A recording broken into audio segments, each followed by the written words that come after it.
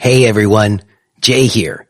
Just wanted to mention that we are currently offering a big fat discount on all of my on-demand videos.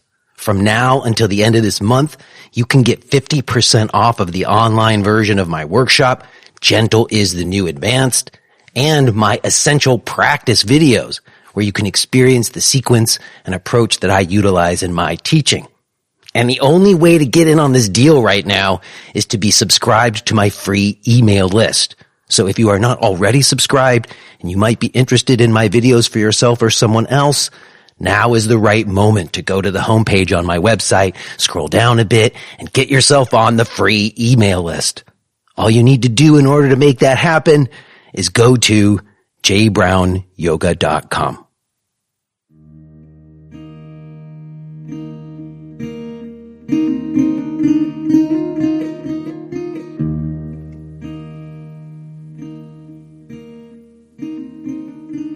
All right, here we are.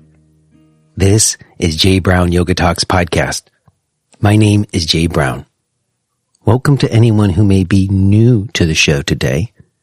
Everyone else, what's up? How's everyone doing? I hope you had a good week. I really appreciate you, whoever you are, that is choosing to listen.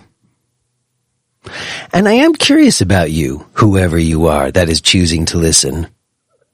I imagine that a lot of you are people who have taught yoga classes at one time or another. At the very least, if you have not taught yoga classes, you must have some interest in yoga. I can't imagine anybody who listens to this who doesn't have like a thing for yoga, or at least is curious to learn more about it. And I would say that for myself and a lot of people, and this is something I've talked about on this show in the last year or two, those of you who've been around, you know this, that a lot of us came to yoga not as a fitness thing, but as a spiritual pursuit, as a reaction to the religions of our parents that we found to be hypocritical or not for us. And I have often said this thing about yoga. I've said that it was a way for me to have connection with something that felt ancient and sacred. And I still hold that to be true. But what makes it ancient and sacred is not what many teachers have claimed over the years. It's not what I was originally taught about what makes yoga ancient and sacred. Often was an origin story for a particular lineage, or how a guru came to be enlightened, their enlightenment stories. And there's this phrase, sitting at the feet of the masters, right? So there were these master teachers who many of us have revered over the years. And I'm often making reference to research that has been done that has revealed that a lot of these origin stories, or these things that we were taught about these gurus and these lineage traditions, were not what we were told. And I'll kind of reference it, and I'm not always very specific about which research I'm talking about. Well, today, when it comes to Kundalini Yoga and Yogi Bhajan and the 3HO organization, which I haven't had many conversations about on the show. Recently, I had Ron Brent on. If you want to go back and listen to that, we did talk about these things. And in that conversation, we referenced the work of my guest today, Philip Deslippe.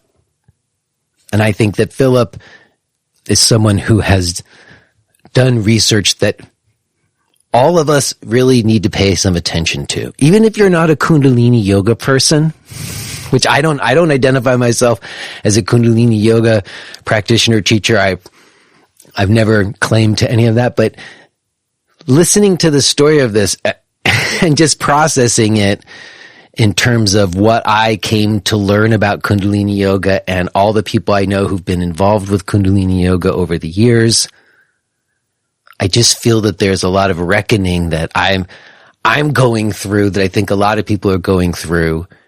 And it has always been my hope that this show would be a place for us to process a lot of it. And today's episode with Philip Deslippe, I think, is definitely part of that process. And I was just very grateful to have an opportunity to speak with Philip, and I'm pleased to be sharing it with you today. Real quick before we get to it, let me just mention that if you want to connect with me in other ways other than just listening to the show, there's opportunities for us to do that. I've got ongoing live classes and a weekly discussion group and a more in-depth learning teacher training program. So if you do want to find out about any of that stuff, all you have to do is go to jbrownyoga.com. All right, y'all. I think we're going to keep this brief, and I will just leave it here because we've got a lot to get to today. So let's do that. Let's go ahead and listen to this conversation that I had with Philip Deslippe. Hi, Philip. Hi. It's really good to meet you. I appreciate that you gave me your time today. Thank you for doing this. Happy to be here. And, you know, whenever I get ready to have a conversation with someone, I like to spend a little time trying to familiarize myself with them and their work and whatnot. And I had already done that with you some, but I did it even more, even just in like the last little while since you scheduled some time for us. And I was really struck by something that I want to share with you. And I think a good way to kind of get us started and maybe to set a little bit of context for the show. Because for me, a lot of these conversations are about, I don't know, stuff I'm working through, and I'm always very upfront about that. Yeah. But I'm trying to do that in a way that's useful for other people too. And I think sometimes it is. And in particular, getting ready to talk with you, I was really struck by something very specifically with this show, because you wouldn't know this, but I started this show in 2015, and I had been making my living as a yoga teacher, solely as a yoga teacher, for 20 years at that point. I started in the early 90s in New York in my early 20s, and I spent 10 years kind of riding the wave of kind of yoga really hitting the mainstream. Then I spent 10 years having a yoga center in Williamsburg, Brooklyn. So when I started the show, I was like 8 years into the center. I had started in my early 20s, and now I was like married with kids and had a yoga center that was like putting me into debt by the minute. And I was like, how did I get here? And how much of what I'm teaching is actually like legit? How much of it's just been totally made up because all the scholarship had been coming out, as I know you're aware.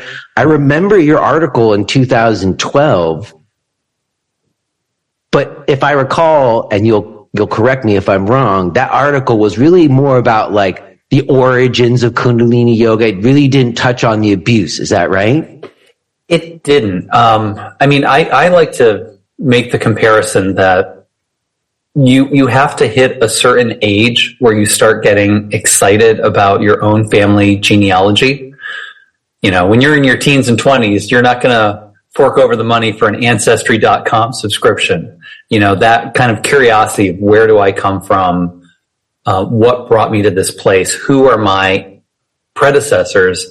That's really something that I feel more deeply once you hit a certain age. And I think that's true of yoga in America. I think there were a lot of people at that kind of critical point in the 2000s who started to ask those questions. And scholarship was right there alongside it. Where does this come from? Can I trust this? Where does this place me in this ever growing and booming industry? I have my own history, which I was actually going to ask you about that, because one of the things that's happened on the show since then is me, really trying to have harder conversations that weren't always happening. I embrace podcasting instead of like common threads on Facebook to try to have long form to see if we could have nuanced, real conversations about these things. And, come 2018, this show did play some role, I think, in like some of the revelations in the Ashtanga community around Patabi Joyce, because Karen Rain and several of the people who were coming out with their stories about what had happened in that community came on this show. So I kind of found myself involved in that to some degree. And then, for 2 years after, anytime I'm going to have someone on the show and they've got pictures of Patabi Joyce on their website, I feel compelled. I have to ask them, hey, what about all this stuff that's come out? So that's also happened, within the Iyengar community to different degree, like with Manus Omanos and like other revelations in those communities. And then with other gurus, disgraced gurus have been like a conversation here over the years for sure.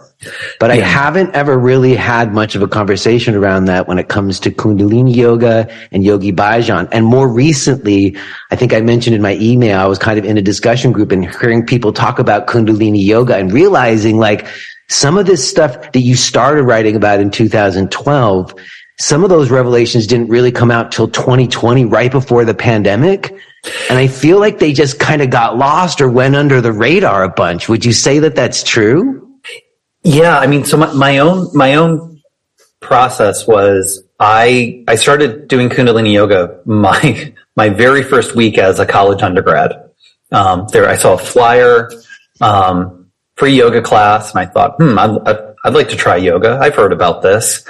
And I really took to it. The funny thing at that university is the free yoga class was huge at the beginning of the semester.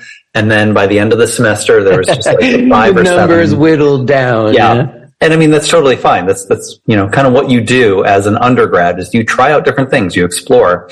I ended up doing Kundalini yoga for about a decade, a little bit more than a decade. I had a daily practice. I was a certified teacher. I taught in a few places. And I lived for 2 different periods, in Los Angeles in proximity to the 3HO community there. And when I left all of that in 2008, I had heard some strong rumors and people kind of whispering about different things that were unsavory within the community. And at that same time, I left Los Angeles and I started a master's program at the University of Iowa. And I started developing chops as a researcher. And my initial interest was in the early history of yoga, particularly a figure named William Atkinson, who wrote books. Maybe we'll get to him later. Yes, we will. and this light bulb went off as I'm developing chops as a researcher. It suddenly dawned on me that, a lot of these figures in the 20s and 30s, they made it up. They made up their lineage. There was nothing to it. And I had the realization, what would happen if I took these chops as a researcher and I focused them on Yogi Bhajan and Kundalini yoga. So I went very deep. I went through all sorts of textual sources, the earliest issues of the 3HO periodicals, magazines and newspapers, both in the US and India. And then I just started finding people. Through those magazines and newspapers, I started tracking down people who were involved in 3HO in the earliest years. And one of them was Ron Brent, who you've spoken with, who had this amazing first person experience with the split between Yogi Bhajan and one of his original teachers. And we'll get back to that early history.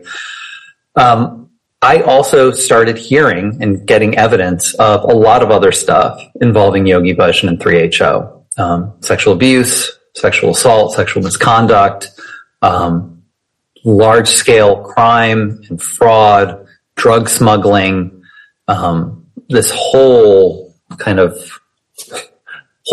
awful ocean of stuff. And I made a few choices when I did that article in 2012. The first was that, practically speaking, there's no way that I could have included all of that in a journal article. Mm-hmm. I don't know if it could be included in the book. I've written some and worked with editors and whatever. There's just practical matters that you would have had to face. I understand completely.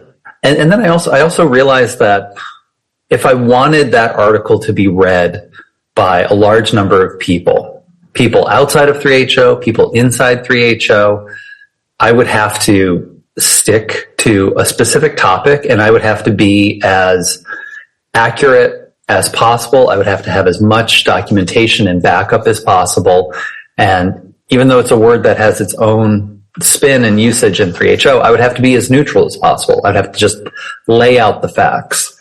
So I did that in that 2012 article. And the argument is pretty simple. It's Kundalini Yoga is exactly what Yogi Bhajan said it was during the first couple years he was in the United States. So Yogi Bhajan is a former customs officer at Palam Airport in Delhi. He comes to Canada in 1968. As we now know, he gets a yoga student pregnant in Canada, and he flees the country, and he arrives in Los Angeles. In Los Angeles, he doesn't have any real plans to be a yoga teacher. He's thinking about being like an import-export guy, which totally makes sense if you're a customs officer and you see all these hippies, wearing all of these beads and fabrics coming from India. That's true. I've had a lot of people on talking about the hippie trail and the hashish trail, and everybody was going to find their gurus. Yeah. And I think he quickly realizes, like many South Asians in the U.S. for, 50 years prior, that Americans are expecting someone from India, especially a tall man in a turban, to be some kind of guru, to be some kind of mystical teacher. So Yogi Bhajan quickly does that. He starts teaching yoga, and he's pretty open with his sources early on. He says that he studied with these various teachers, Swami Devamurti, Swami Dharendra Brahmachari, and Baba Virsa Singh. Very quickly, he's, the right man at the right time. Students flock to him, and he has this interesting kind of franchise model of he will tell people that they are teachers and send them out in as little as a few weeks. You take classes for 2 weeks, go start an ashram in Bloomington, Indiana, go start an ashram in New York. So not only does this get people out of his hair, but it spreads his yoga very quickly across the US. So I think he quickly realizes he's on to something. And in late 1970, he takes students to India for a yatra, and they are supposed to be staying at Gobind Sadhan, Baba Virsa Singh's residence outside of New Delhi. And very quickly things fall apart. Virsa Singh never taught yoga. He sees what's going on, and Yogi Bhajan and he have a confrontation that, since he was there, Ron Brent can describe it with much more detail and accuracy. What Yogi Bhajan does after his split with Virsa Singh is he very quickly repackages himself. He tells his students not to call themselves yogis, but to say that they're Sikh converts. And there's an election. Can I ask you something? Sorry to interrupt you about that, but that is what he was basically, he was kind of combining some sort of yoga that came from someone and then Sikh religion. Would you say? And those things don't necessarily go together, do they? Not at all. Not at all. There's no precedent for Kundalini Yoga as Yogi Bhajan described it ever. There's also no precedent for yoga being accepted as a spiritual discipline within the Sikh tradition. In fact, there's an abundance of resources in Sikh scripture and Sikh history that sees yogis and yogic practice as the opposite of Sikh ideals. So the Nath yogis. And that's why Virsa Singh was like, hey man, I do not endorse what you're doing. This is not what I teach, right? And I think on a deeper level, he didn't endorse what Yogi Bhajan was doing because he didn't believe in people selling spirituality. Gobind Sadhan, things are very simple there. It's all about, chanting, singing. Yeah, Ron said doing work in the fields and making food and just simple life in a way. Yeah, and no kind of mystical hierarchy where you're trying to impose certain things on students or have students try to get or awakening your Kundalini energy or any of that stuff. No, it's Gobind Sadhan is very simple. farm, share with others, and praise God. That's about it. But, that really doesn't work. If you're someone like Yogi Bhajan, that really doesn't work as a model for creating a spiritual empire or reaping the benefits of those teachings. Let me ask you, at this point, I guess I'm curious to go a little bit back, because that is this is what your article was very much kind of revealing, like the kind of origin stories of Kundalini and kind of inconsistencies of what was generally taught as the history, or what this the lineage tradition of this yoga was made up, as you're saying, which we found to be true of a lot of teachers, actually. Yeah. But I guess I'm curious, because one of the things that I do that seems to me a little bit unique about you in considering this is that you're not a pure academic. As you said, you were a Kundalini yoga teacher. You were certified for 10 years, you said. And I guess my curiosity there is, like, what was your relationship to 3HO? Because I know many Kundalini yoga teachers who didn't wear white or take on spiritual names. And I guess I'm curious to hear what your experience of Kundalini yoga was before you got into debunking some of this stuff. As far as writing and researching, I think 3HO is such a unique animal because it's yoga, but not yoga like people understand it. It's Sikhi, but not Sikhi that other Sikhs recognize. It not only has its own structure and terminology, but very often it uses other terms from other traditions in a way that's unique to 3HO, and it has its own particularities. So in some ways, having been involved was, I think, a necessary step for a researcher to just know the terrain, to know how things worked. And it also helped then in 2012 and now to talk with people because you understand. You don't have to ask for explanations. You can, not start from the beginning. And for some people who are still in 3HO or still very sympathetic to their time in 3HO, ironically, having experienced 3HO is almost more of a piece of credibility than any kind of previous publishing or academic credibility. I've had some people I interviewed tell me straight up, well, if you did the yoga, you understand, so I will talk to you, as opposed to having this understanding that comes from research and everything else. I think for my own experience, I think this is true of many other people's experiences. I think what I got out of 3HO was kind of in some ways, like a regulated lifestyle. You have consistency, you have a community, you have practices that you do that while they might not deliver what they say they're delivering, you're healthy, you're functioning, like you're doing okay. They feel good and stuff.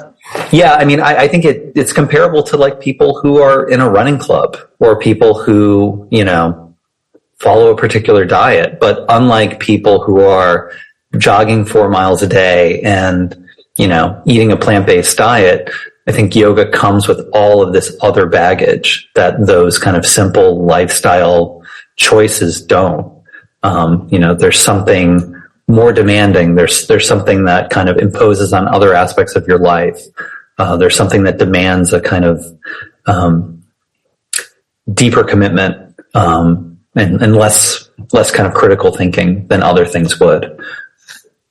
Let me also ask you more specifically about like the actual practice and teaching, because I guess I'm curious a little bit about, there seemed to me to be a lot of variance in terms of what was actually presented as Kundalini yoga. And that's maybe why you said, because they were just like, go teach after 3 weeks from the very beginning. There wasn't like, there was a sort of standardized method as far as I can tell, or was there? I remember there being a book. I had a dear friend who was a teacher, and I went to her 4 a.m. class for a little while.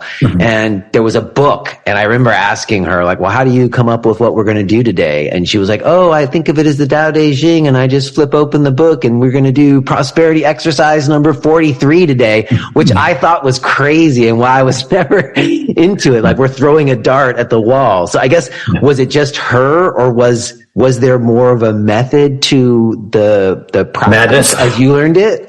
I think something very important in 3HO, and I think this is true of other lineages, is that beyond just the head of the lineage, teachers and practitioners and teacher trainers are involved in this editing process. In a way, they are translating what is taught to their students and to each other. So many of Yogi Bhajan's students who are putting together these manuals, they're really making they're really kind of dressing up Yogi Bhajan for public presentation. If you watch an unedited video of his lectures, there's such a lack of charisma there. He kind of seems like drunk, rambling uncle, guy who is like, belching and snorting on a teacher's bench, rambling about God knows what. And then there's like a long meditation, or, it's him barking at his students to do, certain pranayam. But when you look at those same lectures as they appear in a yoga manual or a collection of his lectures, they're polished. They're edited out, they're refined. You get this sense of like, these like pithy, beautiful spiritual quotes, and everything is kind of cleaned up and refined.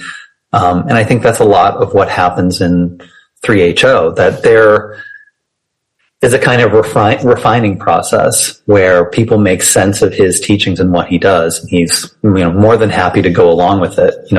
From the beginning, there are students who are taking notes at his courses, recording them, and making a cleaner version of them, while ironically at the same time always deferring back to him as this enlightened master who absolutely knows what he's doing.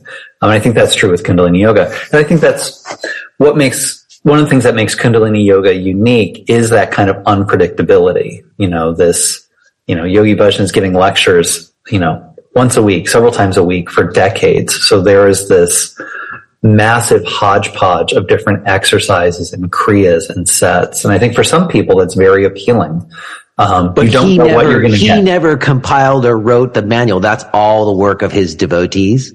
Yeah, there's a great story about Yogi Bhajan where he was sitting in a lazy boy recliner in Los Angeles watching TV, which he often did. I think if you had to choose a waking hour at random, in Yogi Bhajan's life, there's a good bet that that's exactly what he was doing.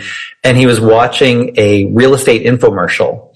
And the slogan of this guy was OPM, OPI. Other people's money, other people's intelligence. How are you going to make money in real estate? Don't use your own money. You don't have to be smart. Use other people's money. Use other people's intelligence. And Yogi Bhajan really liked that. And I think one of the reasons he did was because that was his MO of, taking the ideas and the energy and the efforts of his students and kind of bringing it into the fold. So much of what builds up 3HO in its early years, so much of what makes Yogi Bhajan charismatic, are the efforts of his students. So I guess I'm curious about the relationship between like Kundalini yoga certification programs as taught by Yogi Bhajan and 3HO. And I guess I'm kind of curious about like how much of the like other businesses that he had, because he had all these other businesses. And I don't think people realize like what I thought, which I think maybe a lot of other people thought, like the Yogi Tea Company had like the nice little pithy spiritual things on the tab for your tea and the nice herbal mixes or whatever. We were under the impression, I know I'm not the only one, that this was kind of like a business venture that had been put together to kind of like help financially support the altruistic yoga, because you can't make money so much off of yoga. So we were always trying to find ways to pay for the electricity so we could give the yoga away or whatever. Yeah. But as I understand it, like the Yogi Tea Company was only one of several businesses that he owned, including a security company. And so I guess I'm wondering, how did all this work? Were these businesses associated to 3HO, and that's how you kind of kept them separate from the Kundalini? Like, what was sort of the, I don't know, back end of what was going on with all of this? So my co-author, Stacey Stukin, and I last year, we published a long investigative feature for the Canadian outlet Boz News. And we after about a year of reporting, we were able to break down exactly what happened as far as the business structure of 3HO. So put it into bullet points. This is what happened. Yeah, this will be abbreviated. We'll link and they can go get all the details there. So Yogi Bhajan arrives in Los Angeles, and within about a year or so, they create the Healthy, Happy, Holy Organization, or 3HO. It's a simple nonprofit. And I think as a shorthand term, 3HO is like a good umbrella term for what ends up being the whole rat's nest of corporations, profit and non-profit corporations, and the entities that exist. In 1973, Yogi Bhajan, by this time in 73, he's broken with his original teacher. His students are converting to Sikhi, or his form of Sikhi. In 1973, Yogi Bhajan incorporates Sikh Dharma as a religion in the state of California. So he incorporates a religion. He also claims to hold a title. He says that when he went to India in late 70, early 71, he was given the title of Siri Singh Sahib, or Chief Administrator for Sikhs in the Western Hemisphere. These two things are very important, because what he does in the following year, with the help of some of his senior students, is he is able to create what is known as a corporation soul. A corporation soul allows a title holder to be the sole administrator of the assets of a religion. So a bishop in the Catholic Church controls all the assets of a diocese. And that's why sometimes you see in the news, the Catholic Church, the bishop will open a new school, or close a church, or take out loans, or do various things. They got access to the bank accounts. They have complete access. The whole essence of a corporation soul is one person who holds a title, controls all of the assets of a religion. No shareholders, no conflict of interest, no board of directors. It is a sole person. So this is submitted in late 1974, and by early 75, it's approved. And what immediately starts happening is Yogi Bhajan's rhetoric in his lectures ramps up. He starts talking about there's this coming insanity, America's going to collapse, there's going to be, planetary changes. And he also offers as a solution, we need to come together as a spiritual nation. So there's all this encouragement from him and from his senior students for students to give control of their homes, of their businesses, of their inheritances. It's kind of standard in 3HO that people are going to tithe 10% of their earnings every month. All of this goes into the religion, into Sikh Dharma. What few people realize is that Sikh Dharma only has one person in Yogi Bhajan who controls all of this. So as his students create businesses, and many of them are really savvy entrepreneurs. Vegetarian restaurants and all kinds of stuff. Yeah. Restaurants, health food in the 70s and 80s, which is like the perfect time to start these businesses. Peace Cereal, Yogi Tea. In the early 80s, one of his students starts a small security company. They're doing security at like county fairs and rock concerts. So is that the deal? So one of his students starts this security company, but 10% goes to Bhajan? For a lot of his students, the businesses themselves are signed over.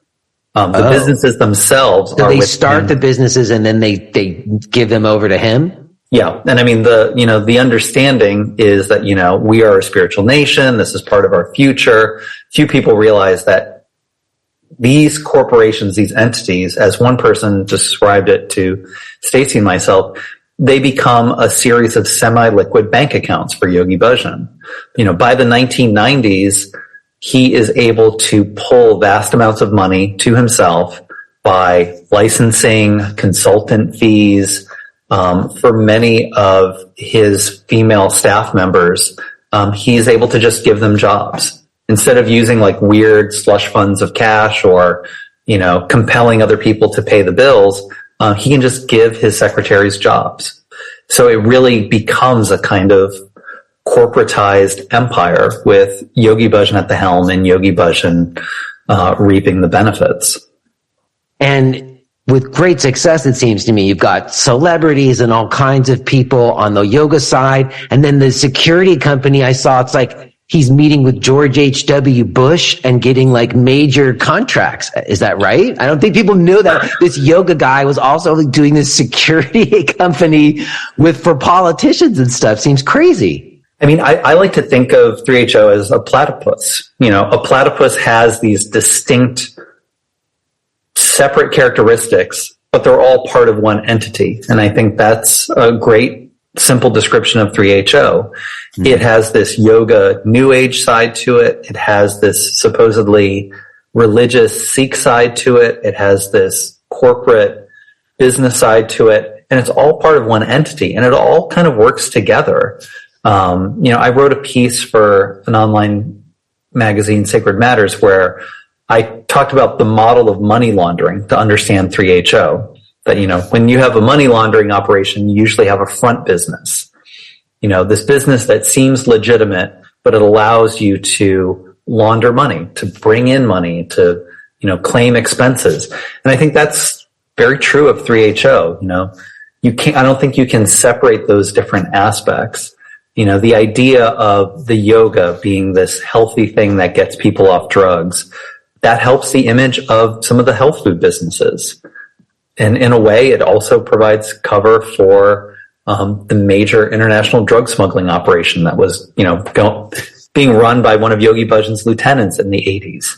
The claims to being Sikh converts helps the security business. They're able to kind of claim the martial heritage of the rest of Sikhs as a selling point for their own security company to make money. And, ironically, as we now know, that some of their contracts included contracts with ICE where they, a 3HO Sikh entity is literally kind of policing Punjabi Sikh immigrants who are trying to escape India and come up to the U.S. through Mexico. So it's a wild, kind of complicated mess. I know, and it's just in such a contrast to the memories I had of people who were going to Kundalini yoga classes, and in fairness, getting something from them. Let's not. And I guess I also, before we get to that, I am, because in 2020, there was significantly more revelations that came out with this Premka book, which Ron did reference, but it's interesting because when you are talking to like first generation students, even when they have come to, recognize misgivings of their gurus, I have found myself that it is a very tenuous place, because it's like, people use this phrase, I sat at the feet of a master. Yeah. Right. And their careers and identities and everything's very wrapped into that. So for me to then be like, oh yeah, that master of yours, he wasn't really a master. It doesn't seem like is a very tenuous place to be. But the revelations in 2020, I do think kind of like changed it. Maybe you could say something about that book, and did that seem to change the culture, or people being willing to hear these things? Because you did start writing about it in 2012, but what do you think that book, what kind of impact did it have, do you think? Well, I think it's important to know two things. And number one is that there were always rumors and stories about Yogi Bhajan, from the moment he's in Los Angeles. I mean, he almost literally, he hits the ground molesting women. He is treated like a hot potato, and he moves from host to host. He's kicked out from one place to another, because of his involvement with women. So there's word of mouth in Los Angeles in the late 60s. There are constantly people who leave 3HO. There are newspaper articles in India and in the United States. There's a Time magazine article in 1977. There's a book written by Trilochan Singh in the same year. There's a host of scandals and court cases and newspaper articles in the 1980s about Yogi Bhajan and 3HO. I mean, there was so much crime in 3HO, like it's popping up in the newspapers everywhere. The joke that my co-author Stacy and I have is which one? When you talk about crime and misconduct in 3HO, you have to be really specific. The telemarketing scam, which one? The gemstone fraud, I know, which one? The international drug smuggler, which one? So I don't think it's fair to think that no one knows anything or that nothing was out there. After Yogi Bhajan dies in 2004, a few years later, there's this giant legal battle royal between his family and former members and current members about control over the empire. And that kind of starts to air a lot of dirty laundry. Pamela Dyson she's interviewed by, I believe, an Oregon newspaper.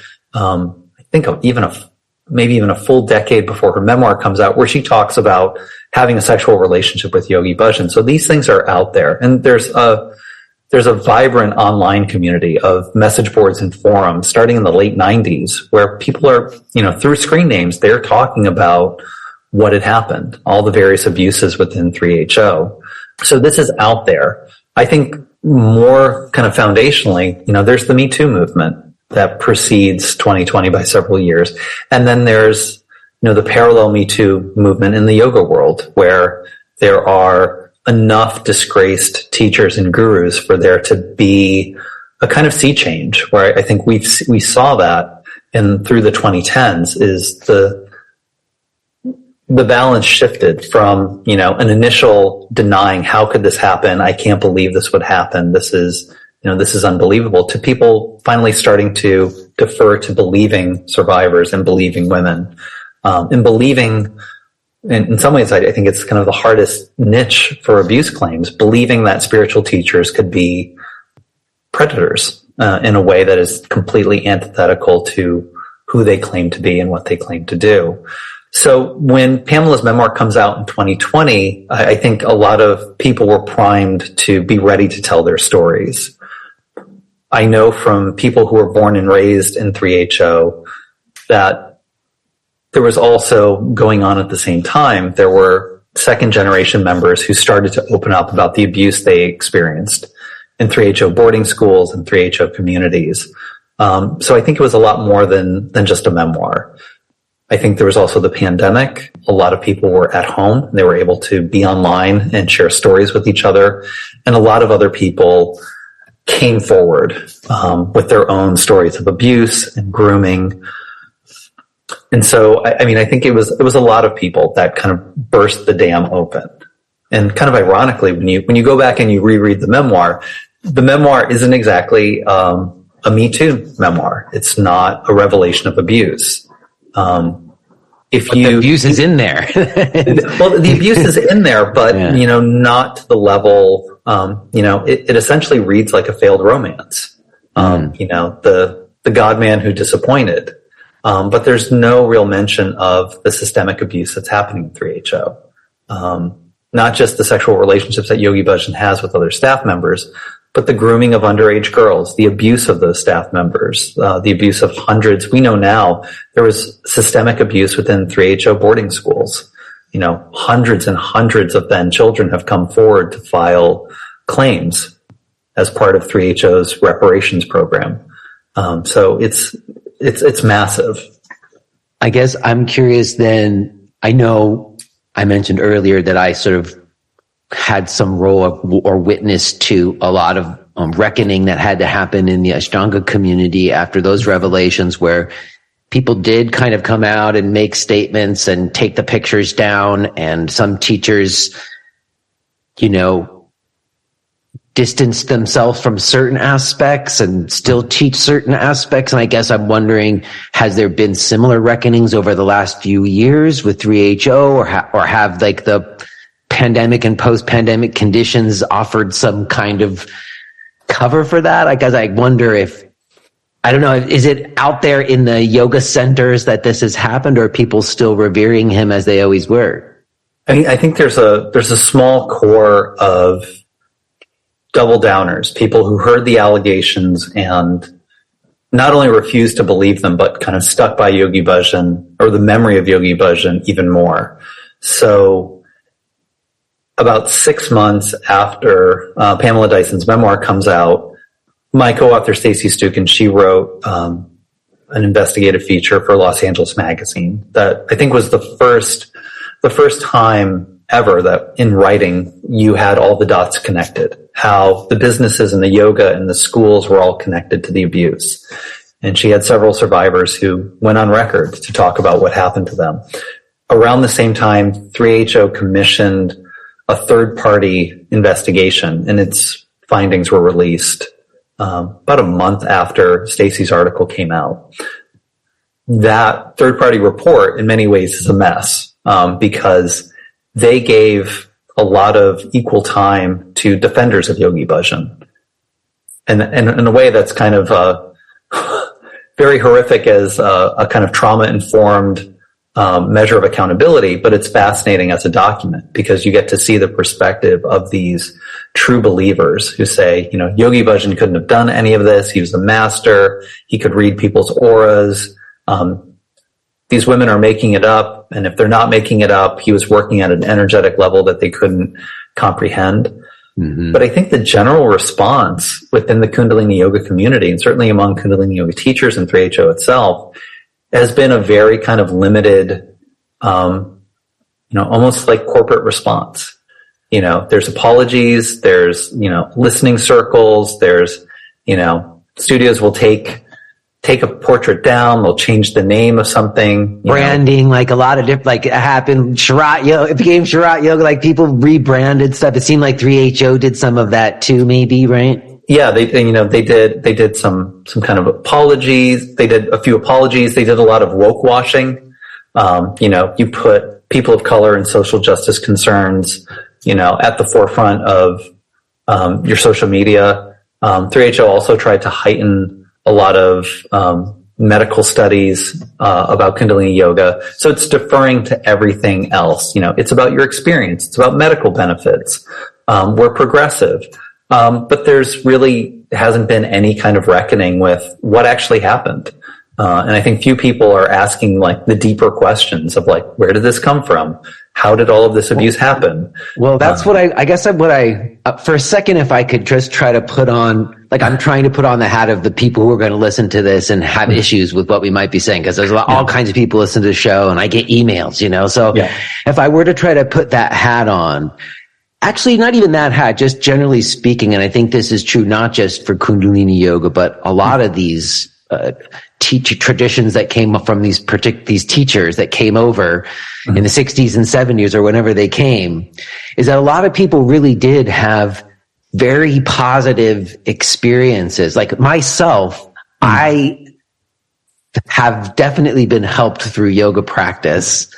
And I think that a lot of times there is this separate the teacher from the teachings idea where I think some of the kind of just moving on and like wanting to say, okay, yes, we acknowledge that this happened and he was horrible, but is because people have had these kind of positive experiences. And I guess, I don't know, do you have thoughts on babies and bathwaters and Well, I've written some of these thoughts down and I refer to this process as harm calculus, where people calculate the harm done by a teacher or a group versus the purported benefits. And it's kind of like insurance companies where, they have to assign a value. If you're in a car accident, what's the value of losing your dominant arm versus your non-dominant arm?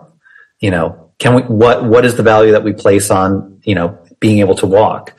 And I think in a way, a lot of the people who continue to teach and promote and sell yoga after scandals come out, they're kind of doing the same thing. They're assigning a value to the yoga, and either implicitly or explicitly, they are making that calculation.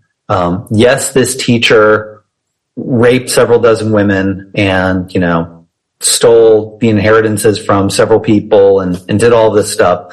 But the yoga does these things, and the value of the yoga doing these good things outweighs that.